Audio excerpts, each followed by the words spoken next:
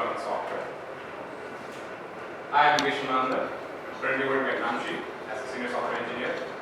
I would like to call myself as a tech solution provider, an agile follower, and a conditional microservices believer, because microservices does not fit all these cases. So you need to tweak, or you need to do something to like really use microservices. What to expect from the start? Before that, I'd like to ask some questions. Let's start with the most silly one. Does anyone use chat in their work, like Slack, Skype? Yeah, Skype is. Okay. Does anyone use Docker in production? Same. Okay. Nice. Is anyone using any chatbots to deploy their apps or to get their logs or something like that? Okay. So this talk is going to be about what is Chatops, where did it start, like what the guys who are doing for years are saying, and then I'm going to tell something about why do Chatops at all, how is it going to help you, what's the edge that you get to use Chatops, and then I'm going to describe like how are we leveraging Chatops at Namshi. So we've been using Chatops at Namshi for the past 6-7 months now, and I'm going to show you like how we're using it, probably a demo as well, depending upon how tired you are.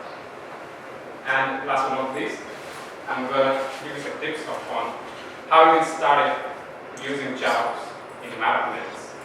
You don't need a DevOps, full DevOps team for it.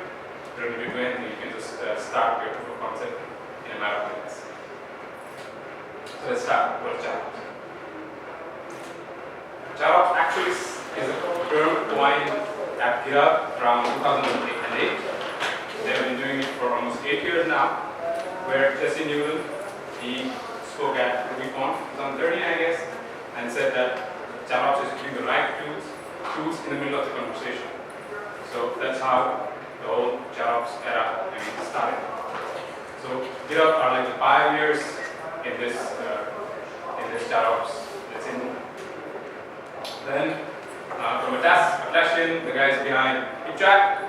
So Sean Regan says it connects people, tools, processes, and automation in a transparent workflow. So the focus here is still about people, tools, and automation, and some form of transparency as well. Then we have the guy who wrote Chatops for Dummies, Jason from Chatops. He says CAMPS, which means culture of automation, measurement, and sharing. So if you want to move fast and maintain your state of stability, you have to do this to have a good Chatops infrastructure or Chatops running. And what I see of it is it is to just automate tasks within a chat conversation and make it visible to the whole team. So the point of making it visible, making it open to the whole team, makes communication very easy. And let's say your VP comes to you and asks, what is the last deployment we did? You can just point him to check that chat log or that chat room or that chat channel that we have, and then you know which particular version was deployed. So in case of that, the whole team knows what's happening. So what are the components of Chatops? There are basically 3 main components of Chatops. The first one being your chat client, Skype, or HipChat, or Slack, or anything you use. Probably as we already know that everyone is using one thing or the other at their work for communication. The next part is the bot. So the granddaddy here is, of course, hubot by GitHub. So these are the guys who open source their own Chatops framework, let's say, another robot. And then later, it was kind of copied by the Ruby community. And the bot is called Beta. And similarly, the other one that is written in Python is called Herb. Well, actually, if you look into the adoption, surely hubot has the most adoption. It's the most popular one. Beta is kind of gaining some traction, but I think Herb is not that popular. Why am I mentioning Ruby and Python? Because in the DevOps scene, Ruby and Python are more used languages. So if your developers are already used to Ruby or Python, you will opt for some other block than just the brand name blocks. Then the last and the major piece in your Chatops infrastructure is your own custom scripts. Let's say hubot just comes with a pre-packaged list of scripts. Then to do your stuff, like let's say if you want to deploy with capistrano or you want to deploy with Fabric and these kinds of stuff, you will need to write your own script. And these three things put together will make your Chatops stack. So this is basically what Chatops is. Now, why do Chatops? Where does it help you? I am already deploying from the command line. I can run cat deploy, this particular branch, this particular environment. Boom, my code is there. So why do I need Chatops? If you make the devs happy and the ops happier. So why do I say that? How can Chatops make the devs happy and the ops happier? So the devs will be free from installing any extra software locally on their machines just for the sake of deployment or just for the sake of doing X, a simple DevOps task. By that I mean developers don't need to install the right version of Ruby, have RVM and all that thing. And let's say if you have one project using Capistrano 2, you need Ruby 2 for it, and then if you have another project using Capistrano 3, you need Ruby 3 for it, and then you do all that underscore tab thingy to get the right version of Ruby and this and that. So I think you can be saved from that because everything is installed at one place, which is the server. And the same thing goes for Python. If you're deploying with Fabric, you don't need to know if you need to deploy Python version 2.7, 3.x, or what, or this and that. So you can just live without installing any extra software just for the sake of deployment. And yes, anyone from anywhere can deploy with the right permissions.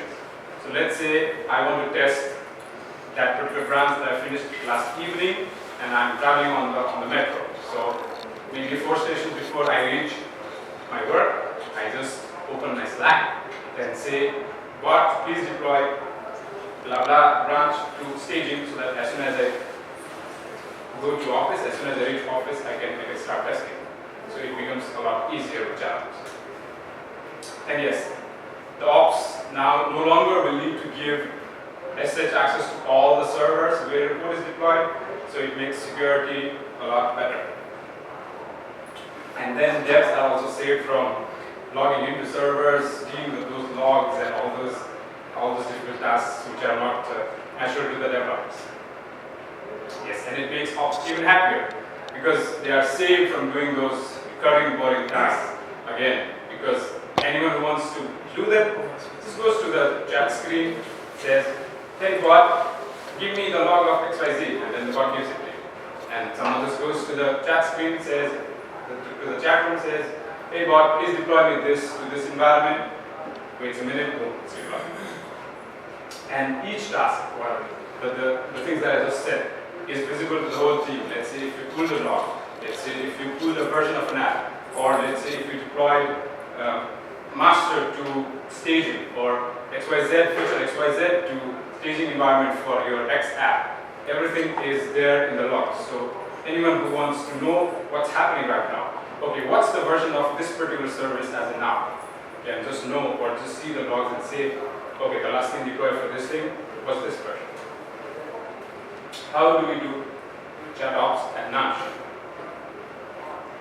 So Namshi, I think we have heard a lot of it today. Me, Shidin, Alex. It's one of the biggest e-commerce ventures here. It's a great place to work at. So let's see how we do Chatops at Namshi. Before talking about Chatops at Namshi, let's see. I'd like to put some light on what's the tech stack that we use at Namshi. So currently, there are around 35 microservices running at Namshi. So we have services for checkout, we have services for products, we have services for user, we have other internal services as well. So there are a lot of big array of services that constitute to become the whole Namshi experience that you get.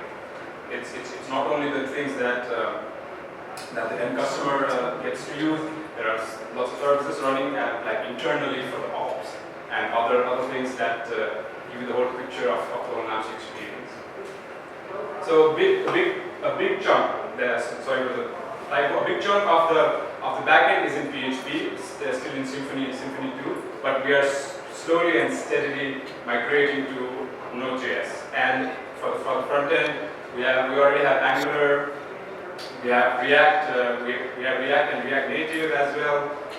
So yes, I mean, even though a lot of it is still in PHP and Symfony 2, we are slowly and steadily migrating to Node.js. All of our new apps are Dockerized. As you've already heard, Alex really pushing Docker and pushing Docker's limits. All of our new apps, which are generally in Node.js, have been Dockerized. So how does it help us? It helps us for a lot of reasons. One, that the parity is the same. You have the same environment in dev, and then you have the same environment in your production or on the staging environment. All you do is you're deploying a container, not like X version, Y version, like not the developer having node 1.0.11 and then server having 4.1, and then you have all these problems. No, because as you're deploying a Docker container, it's the same everywhere. We're using SaltStack to manage our servers on AWS. So that's another configuration management tool that can like help you set up servers. And all of our apps are being deployed by either Capistrano or Kubernetes. Alex has already talked about Kubernetes. Capistrano is a deployment thingy, like which runs commands or SSH on multiple servers parallel, which is quite popular to deploy apps. It's written in. There's a quote from Zach Coleman, who used to work in GitHub. So he says, your deployment should be boring, stress-free, and straightforward as possible. But I've been at Namshi for almost 4 years now, and 4 years ago, our deployments were not stress-free because our system team was in Turkey. So what we used to do is we used to say, okay, please deploy this particular tag, and then after 10 minutes, they would say, done, guys, test your stuff. Now your code changes are on staging, are even on live. And then we would just test our stuff and say, thank you guys, everything is fine. All my code is there. But now let's fast forward around 3.5, 4 years. What do we have? We have hubot in the middle of the whole thing. Our deployments are fully automated. Not only automated, they happen in minutes, and they are not over email anymore. And as I said, yeah, hubot is by GitHub and the granddaddy of all the chatbots that we know. So with hubot we have Slack. Now all of our deployments happen over Slack channels. We just go there, we just type a particular command, say, okay bot, please deploy this particular application, this particular branch or version to staging or live, and then magic, it just gets deployed. So this deployment is done by our own custom scripts that internally run Capistrano or Kubernetes. Let's see that particular process in a bit more detail. So chatbots at Namshi, what can they do? One, surely they can deploy an application that, as I just said, rather than application, I would say service, because we are more microservice oriented. And then they can even lock an application for testing. What does this mean? This means that if I want to test one particular service for the next 1 hour, because my changes are big and I need staging, our staging environment for that particular hour, I can just say, bot, please lock this particular application for 1 hour. And then if someone else tries to deploy within that period of time, bot will say, sorry, there is a lock by XYZ. Either go to that person to unlock their app, or just wait until the lock time particularly expires, and then you can deploy. So this makes it a lot easier, and then because sometimes we had issues like I deployed branch 1, and then after 5 minutes, she didn't, or supposedly she didn't deploy branch 2. And then I'm still testing, but the behavior I'm testing is not there because someone else's branch has overlapped. So this takes care of that part. Another thing that we recently added is you can fetch the current version of an application. So we have something called the TXT that has the current version of the application, and we recently added a feature to go fetch it. So we can just say, tell me what version is deployed right now on staging, and then the bot will just go and fetch it for us. So now let's see how the deployment is done by the bot at Namshi. So basically there is a user, there is a developer saying, hey, our bot is called Nancy, so he's basically saying, hey Nancy, please deploy. And then as hubot is a human process which is always there, so he's always listening for any request. Therefore he will respond to the request and then forward it as a command from inside it, something like cap deploy or kubectl deploy or something like that. And then it will reach the right server that has either capistrano or Kubernetes, and then it will start deploying that particular app. Maybe it will take 30 seconds, 40 seconds, or even a minute, depending on how big the container is or how long the capistrano process is going to take. Maybe it's PHP and it runs all the vendor installs, it might take a bit long, and then it comes back with the deployment output to hubot. Then hubot again abstracts it a bit, and then gives the last deployment result to the developer again. So hubot might say, sorry, I couldn't deploy because there was some problem. Or hubot might say, good, your particular pod or your particular containers have been deployed. Now you go and test. So this is a simple deployment, how it happens at Namshi. So I just say, cat deploy servers is the name of the application, and 83404 is the branch. And I say, okay, Nancy, please deploy servers branch 3404 to staging. And Nancy then says, okay, I started deploying. And then it takes a bit of time, and the short term it will say, okay, I have deployed your branch. Now it's on staging, you can go ahead. So with the use of bots, our deployment rates have really rocketed in the last 6 months.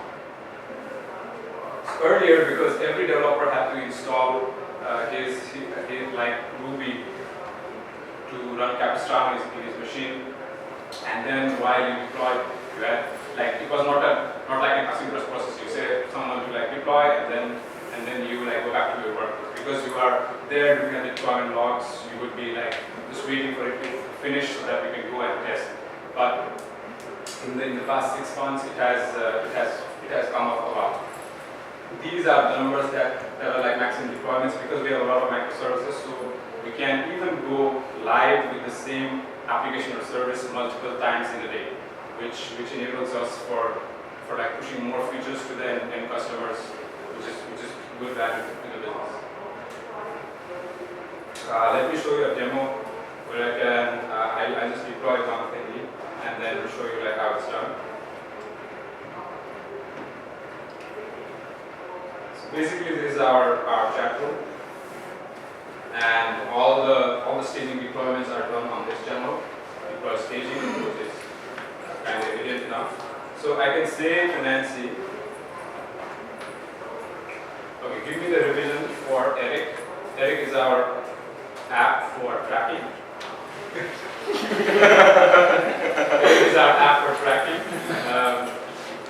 So I'm just asking Nancy to give me the revision for Eric on staging, and it says, okay, right now version master is being deployed, and it was deployed yesterday. It was deploying it to like test things out. So basically, Eric is tracking.namshi.net, but I'm just showing you on the staging environment. So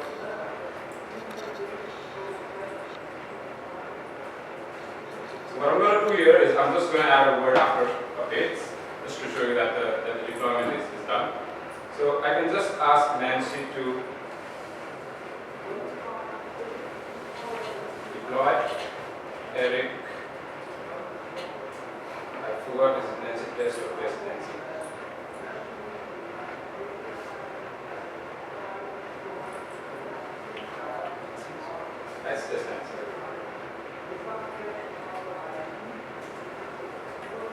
to me saying, okay, I have deployed your app. You can check it now. But the last time I tried it, it was taking a minute. Why? Because our Docker container for this particular app is still a bit fat. We still need to maybe go back to Alpine and then like increase the space that it takes.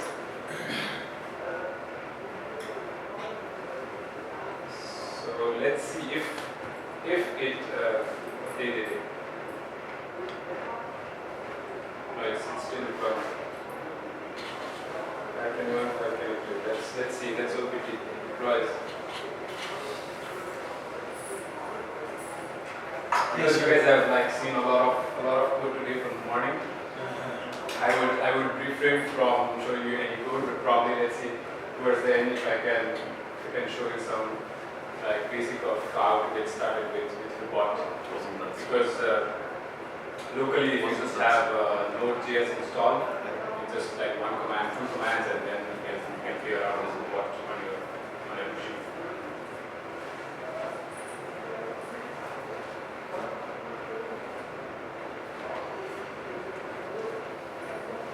Okay, Nancy says deployment of blah blah blah done, and that's the following outcome.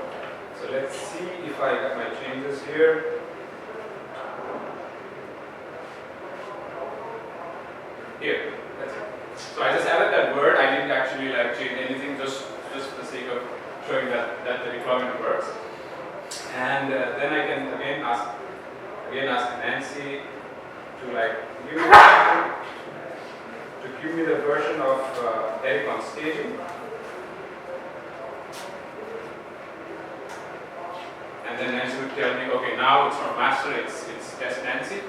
And then I did whatever I have to do to like deploy the app. So for, let's say, if you are an intern at Namshi and it's your first day, and then you made a small change like this, you just change a word or like a translation or something, you can just go and like deploy it on staging and test it on your own without bugging one of the sysadmins or any of the other developers. So it is this easy to deploy.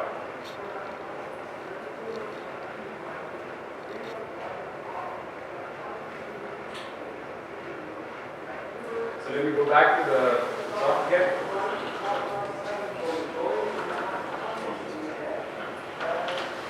So that was the short demo I had.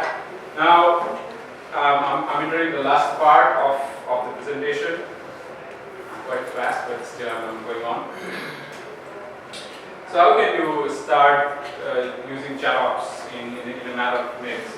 Probably you don't have a DevOps team, or maybe you have never done Node.js, and then you don't want to fiddle around with JavaScript as in now. Or let's say you don't want to really check what hubot is doing, or you just want a proof of concept, like to show someone maybe your boss saying, okay, Chatops is going to help us. Then these are things that I said. You are right now maybe thinking that there are too many things to set up, that the bot has to be daemon running on my own server, that has to have access to, I don't know, capistrano or whatever we're talking about. I have to install lots of stuff. But you don't really need to do that. You can just relax and take a backseat, because there is a free Chatops as a service which reads chatbot.ps. So it's simple. You just go to that website. They have a free plan with a single bot. You just register, you just read the FAQ. They currently support hubot and Slack. So if it's Slack, I just tried it. You just copy your access token, paste it there, add a bot on Slack, and then just paste that token. It works. It's that easy. So this is the service that you might want to look into. You can even add some custom scripts if you have. As I said, if you just want proof of concept, your particular custom script can even be open source. Hubot is built with CoffeeScript, but still you can write your own custom scripts in JavaScript. You don't really need to write CoffeeScript if you don't like it. It's a matter of flavor and preference. So if you want, you can just write your custom scripts in CoffeeScript, or you can go the JavaScript route. So as my talk is more focused into deployments, so I have already talked about Capistrano, Fabric of Python being But maybe if you are using something like Chatops, and then you want to deploy your stuff, so maybe there is a service that can help you with this. Yes, there is. So there is a service called DeployBot. They have recently expired their free plans. Earlier they had like one free plan where you could deploy. It's basically Capistrano on the cloud, so it works similar to Capistrano. We also want to do zero downtime deployments. So it's a good service to use if you want. Because they have an API, as you can see, they have a link to the API docs. Because they have an API, so you could potentially use Chatops with a bot, because the bot human will run here. You have a script that can talk to the DeployBot API and then really deploy your applications, because with DeployBot it's just one call, one HTTP call, and then your application can be deployed. So at the end, let the Chatops do all the boring tasks so that you can focus on the productive ones. That's more of my talk. Thank you. If you have any questions, please go ahead, and the slides are there. You can tweet me at Gishon, and then I blog and rant a lot of stuff at gishon.com.in.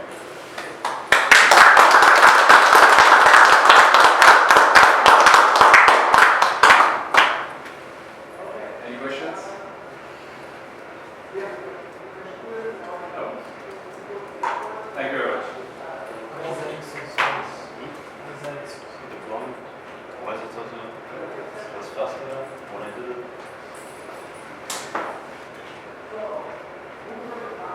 If you guys want, I can show you the hubot thingy. So you need to have basically you have code installed first.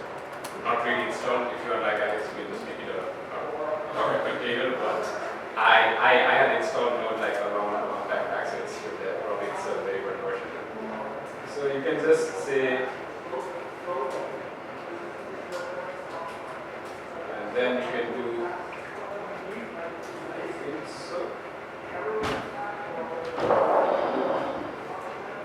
Yeah, we first need to install Yo, and Yo is short for Yeoman, and then the hubot generator. And then you can just say Yo hubot, I guess.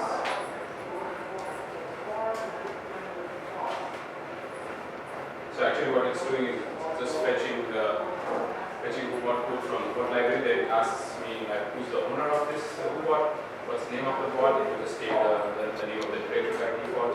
And if you want to give it a description of any kind and which adapter you want to use. So hubot has connections to Slack, chat, Camp5, and a long stuff of chat clients, including Slack, as well as Skype, and everything. For now, as I was testing it, so everything is going to be on the shell, so it's going to use the shell adapter so that you can show me the output. So right now it's creating my hubot. So if I do, so I'm now running my hubot. It's simple as this. But let's say if you are on a production environment, you might want to use Node or any other thing like supervisor to make sure that your process doesn't die. So it's always alive. One thing that you can note is because it was developed by GitHub, and they had their teams distributed like all over the world. So they wanted this thing so that people do not go and work 4 p.m. in the apartments. So you can just ask the bot to deploy, ask the bot to get logs, all those things. This particular error is because I don't have Redis, and Redis is the storage it uses to do those things. So now as I have my bot, I can just say my bot team, check if it's running. Yes, it's running, it's saying on. So it is alive. And then I can, the hubot has this command that I can see all the commands that you can run with hubot. So I have, there's an echo, so I can say my bot echo test. And if you are into bugs, you can even do my bot bug me. Here it will not show an image, but on your chat the chat client, it will really show images because generally all the chat clients translate this into animation. And yes, about lots of things again my work. What's the time of the server? Right now, just giving me the time of my machine. So I mean, it's very easy to get started with. Like even locally,